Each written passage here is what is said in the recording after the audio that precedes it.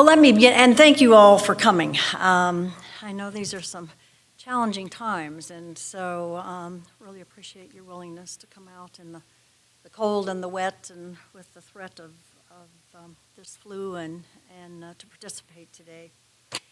But let me begin by saying how honored Bill and I both are to be asked to be here today, and this, the 20th anniversary of the South Sound Technology Conference and the launch of the Institute of Technology.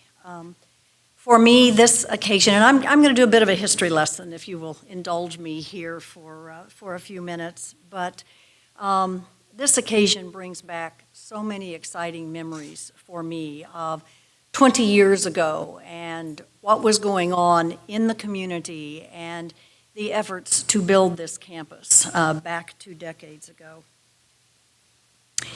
It is without question the University of Washington, Tacoma, and the Institute of Technology, my proudest accomplishments in my 40-plus career.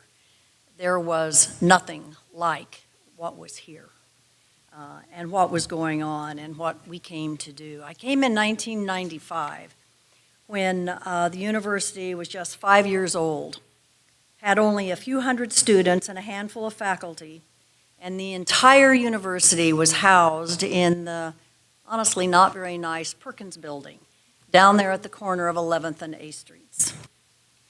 The campus that we see today and that all of you have the privilege of being on and learning in and walking around was a collection of long abandoned, still boarded up warehouses occupied by seagulls and other creatures and inhabited frequently by drug dealers and prostitutes. The Museum of Glass was yet 7 years away into the future. The Tacoma Art Museum was 8 years away. And the Washington State History Museum was just opening its doors across the street. What a difference a couple of decades and a lot of people with a single-minded mission, passion, and commitment to building a first-class institution and a first-class city can make. And it's most fitting and a very special pleasure for me to be delivering these remarks in the William W. Philip Hall. I had a chance yesterday morning to have coffee and spend a couple of hours with Bill. He's 93 years old and still sharp as a tack relative to his long history in Tacoma and in particular his love and his work on behalf of UW-Tacoma. 20 years ago, this space, are any of you still here from 20 years ago? Okay, so there's a couple, so you remember this from 20 years ago. The rest of you are newer. But this space 20 years ago was called the Dog Shed, DAWG. This entire back panel was just open to the outside. It was dark, it was dank, it was just not very pleasant, and it was cold. Even so, in weather like this, we held events in the Dog Shed, and sometime it would be filled. We even had that year of the contested presidential election, we hosted Al Gore and later Joe Lieberman in this space for political rallies. We were all bundled up. It was cold, it was misting rain like it is today. Now, it is the state-of-the-art space and so aptly named for a man to whom a huge debt is owed for his relentless efforts on behalf of UW-Tacoma from its inception more than 20 years ago. Bill Phillip was a giant of a leader in Tacoma, and without his voice, his support, his influence, UW-Tacoma would not be what it is today. For those of you who know Bill or who have met him, you know he is a quiet man who doesn't like the spotlight, he doesn't like to make speeches, but when Bill talks, people listen, and he makes things happen. The Institute grew out of a dream and a vision of Tacoma as a technology hub and a plan for technology development in the South Sound.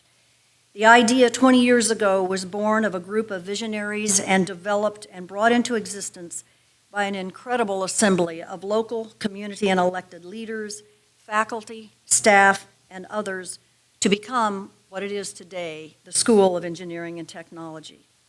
It is preparing the high-tech workforce of the future, and it's located within a university that is leading the way in higher education and a South Sound that is continuing to grow and attract all manner of companies, businesses, and industry. If you will indulge me for a few more minutes, I'd like to take you back 20 years to the year 2000.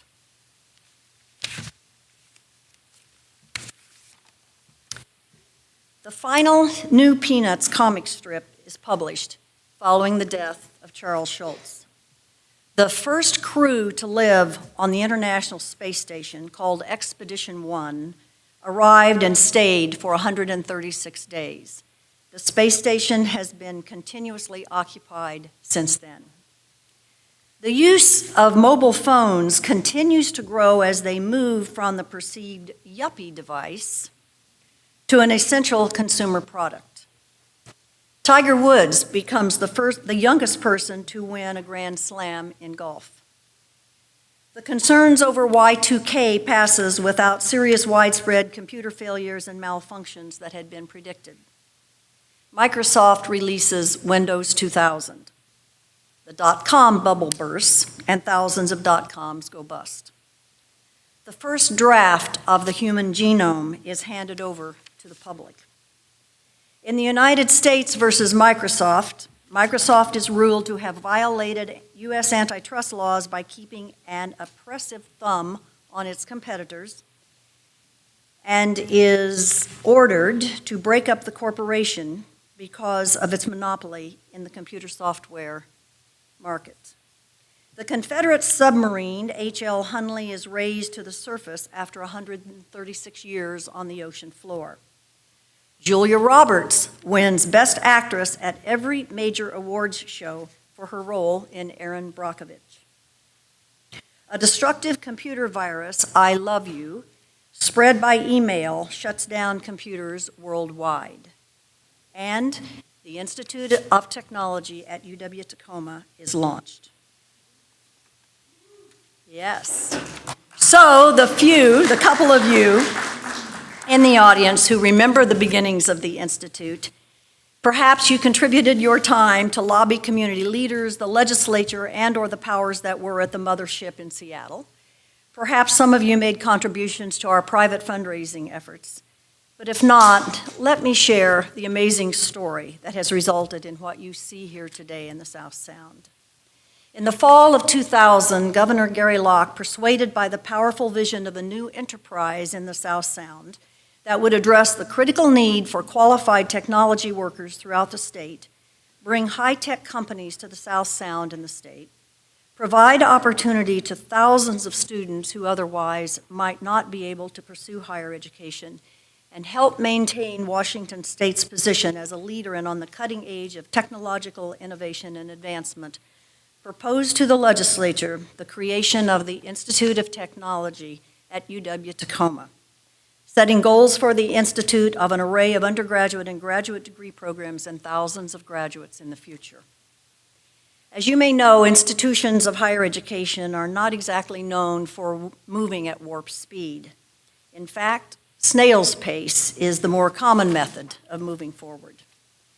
Well, in this instance, 13 months after Governor Locke made his proposal, $5 million in state funds had been allocated by the 2001 legislature, the only new higher education initiative funded in that session.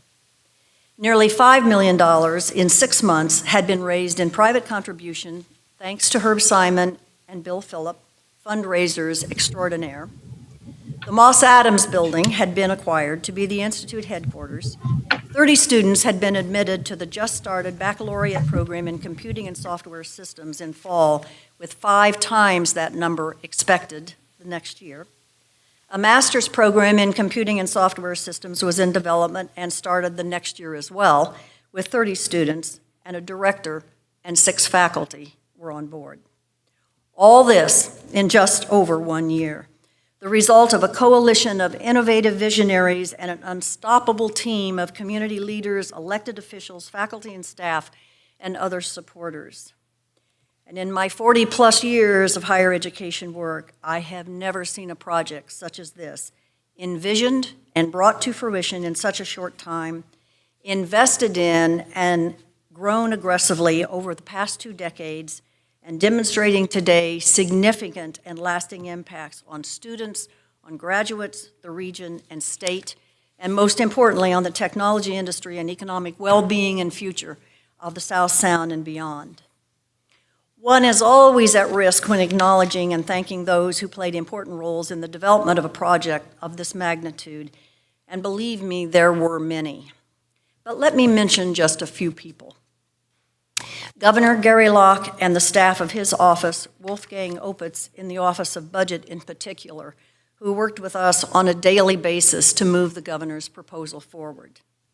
Herb Simon, lobbyist, and again, fundraiser extraordinaire, who organized every lobbyist in the South Sound, and some in Seattle as well, and led the legislative strategy that resulted in the $5 million state allocation. He also, along with Bill Phillip, led the private fundraising campaign, which brought another $5 million to the table. The News Tribune, publisher Betsy Brenner, Pulitzer Prize-winning executive editor David Zeke, columnist Peter Callahan. We all remember Peter, right? Just about any day of the week, you could pick up the paper and read an editorial, a column, an op-ed, a letter to the editor, or an article in support of the Technology Institute and the University of Washington, Tacoma. This campus had no better friend than the News Tribune. The Pierce County Mafia, as I learned to call them, and I thought I knew about the hard-driving, take no for no is not an option, take no prisoners mentality, having lived in Las Vegas for 23 years.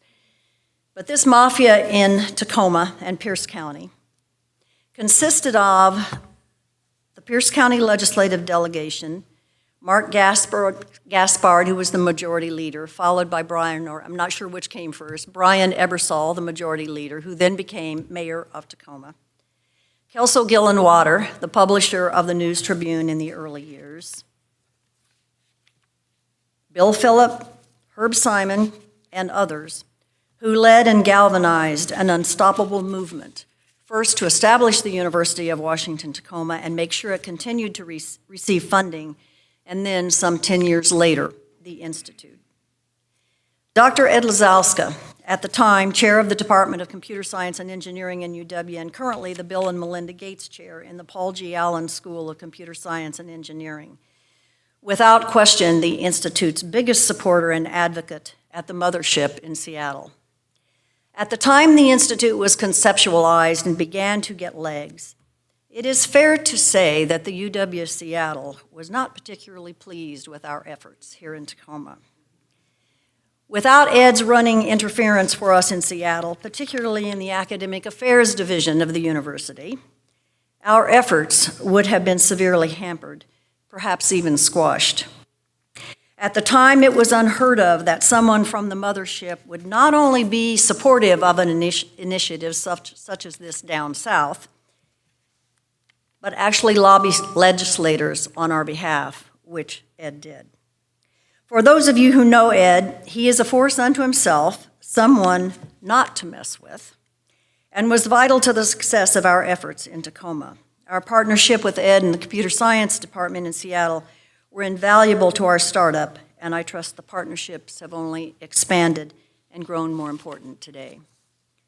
At UWT, Larry Crum has already been mentioned as Institute Director, Chief Liaison with Computer Science in Seattle, and prior experience working in industry was, well, we couldn't have done it without him. He had the exact set of skills needed to take on and lead the project, and along with 6 additional faculty members, the original half dozen, 3 of whom, well, I'm not sure. Andrew, are the others, you said 2 others might be here today. They might have been, but I do not see them at this point in time. They're probably having the faculty meeting that's going to be going on tonight. So Donald Chin. Okay. One of them. Josh Tenenberg. Yeah. And then as far as faculty go, I think that was it. And then we had a couple staff. Yeah, okay. And of course, Andrew was here, leading the charge from the beginning as well.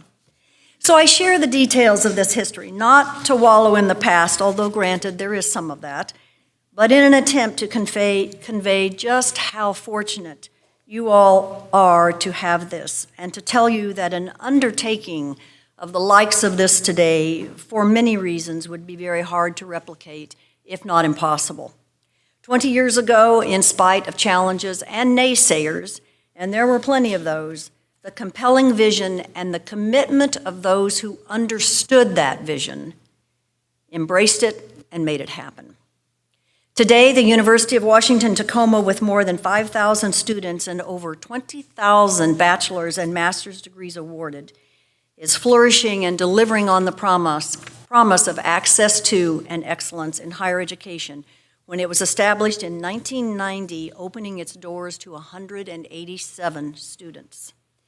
The Institute of Technology, established 10 years later, has become the School of Engineering and Technology, offering 5 baccalaureate and 2 master's programs, all fully nationally accredited, to almost 900 junior, senior, and master's students, almost 20% of the university's total student population at the moment. 2 additional bachelor's programs, civil and mechanical, have been approved for initiation over the next 2 years, and a PhD program in computer science in computer science systems is in development. 126 international students from 16 countries are enrolled, and the half-dozen core faculty in 2000 has grown to 38 today, with another 14 faculty to come on board in the next 2 years to offer the new program. That is incredible growth and expansion. And thanks to Dean Cotty for taking it to the next level as well. Over 150 internships annually provide real-life work experiences for students and expertise to businesses and companies in the South Sound and beyond. The vast majority of students have jobs waiting for them upon graduation, and close to 4,000 graduates, most of whom stay in Washington State, exactly what this institute was created to do, are filling vital technology positions at national and international companies such as Boeing, Microsoft, T-Mobile, Google, and the list goes on, as well as local organizations such as Multicare, Infoblox, and governmental entities. The school's Center for Data Science has spun out companies such as Kensai that you heard about earlier, and Namistad, a company started by a faculty member to create devices for emergency situations that capture and analyze real-time data during incident responses such as firefighting in order to prevent or minimize injury to first responders and increase safety during firefighting responses. There is no question that the University of Washington-Tacoma and the School of Engineering and Technology, once upon a time, 20 years ago, the Institute, are doing exactly what they were envisioned and established to do, and have delivered well beyond the original goals. They are meeting the needs for a highly educated and skilled workforce, particularly in the technology arena, attracting and creating new industry and companies in the South Sound and beyond, and keeping Washington State on the cutting edge of innovation, research, and development. At lunch, you're going to hear from Andrew and Jacqueline Moffett, who will be rolling out the next initiatives for building upon the momentum of these past years and accomplishments to recruit and retain even more companies and businesses to the South Sound. What an exciting time to be in Tacoma and the South Sound, and a part of making a vision and a dream of 20 years ago even bigger and better. Thank you, Andrew, for inviting Bill and I to participate in this 20th anniversary of the SST conference. Congratulations to you and your colleagues on 20 years of tremendously successful conference that is obviously important to the technology industry and others. Believe me, this kind of track record of success is not easily sustainable. A lot of hard work and a lot of hours that bring these things to fruition. And there simply are not words to adequately express how proud I am of all the hard work and accomplishments over these past many years. The expansion of UW-Tacoma as a full-fledged comprehensive university, and especially growing the Institute into the School of Engineering and Technology, and all that means for the future. Without question, my 9 years at UW-Tacoma working with the best of the best to start up and build a new university with a single-minded focus on the future was 9 of the finest years of my career. It was an opportunity of a lifetime and one few in the academic world ever get to experience. I am forever grateful to those who shared the vision, who believed in it, and gave so generously of their time and their expertise to make it happen. Just look around you at what is here today, both at the university and in the South Sound. Clearly, the revolutionary, visionary, and deal-making leadership that started SST and the Institute more than 20 years ago has evolved and advanced to an even more forward-thinking vision for the future. It is great to reconnect with those who started it all and drove the early work, and yes, to share some war stories, which I've had the opportunity to do, and there are several of those, and to meet those who have come more recently, Chancellor Pagano, Dean Cotty, and others. They are driving this work into the next decade and beyond, also with a compelling vision that will take the college and the university even further in the years ahead. My sincerest congratulations on all the accomplishments to date, and my very best wishes for a terrific future. Thank you for having me.